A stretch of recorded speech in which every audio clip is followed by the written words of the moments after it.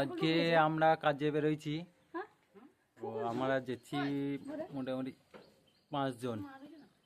পাঁচজন যাচ্ছি। আর আমি তো রেডি হয়ে বসে আছি, এখনো সব আসতে বাকি রয়েছে। এখানে দেখো আমার ব্যাগ প্যাকিং হয়ে গেছে। আর আমি এখন ঘরের দুয়ারে বসে আছি, কখন আসে অপেক্ষা করে। এই দেখো রাস্তা ফাঁকা, এখনো পর্যন্ত কেউ আসে নাই। তো সবাই চলে আসবে, তারপরে বেরোবো। আর এই দেখো বাবু আছে আমার কাছে বসে, বাবু আছে, বস আছে।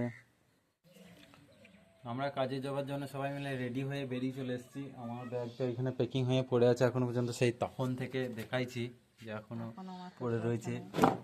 আর সেই একটা থেকে বসে আছি, এখন 2টো বেজে গেল। আর এইখানে দেখো সবাই ব্যাগ নিয়ে চলে এসছে। আর আমাদের গাড়ির তো এখনো পাত্তা নাই, গাড়ি চলে এলেই আমরা বেরিয়ে যাব। গাড়ি চলে এলেই আমরা কাজে বেরিয়ে গেছি। এই দেখো সবাই যাচ্ছে।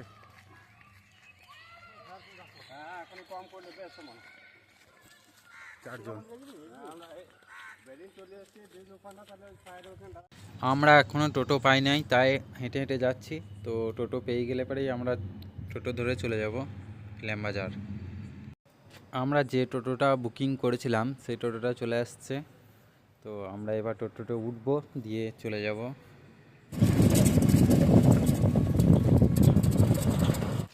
আমরা এখন ইলামবাজার পৌঁছে গেছি, এবার বাস স্ট্যান্ডে গিয়ে বাস ধরবো। তো চলো দেখি কতক্ষণে বাস আসে। ফাইনালি গাইস আমরা একটা লাক্সারি বাসে চেপে গেলাম। বাসের ভেতরে দেখো অসাধারণ, মানে খুব সুন্দর গল্প বাসের মতো।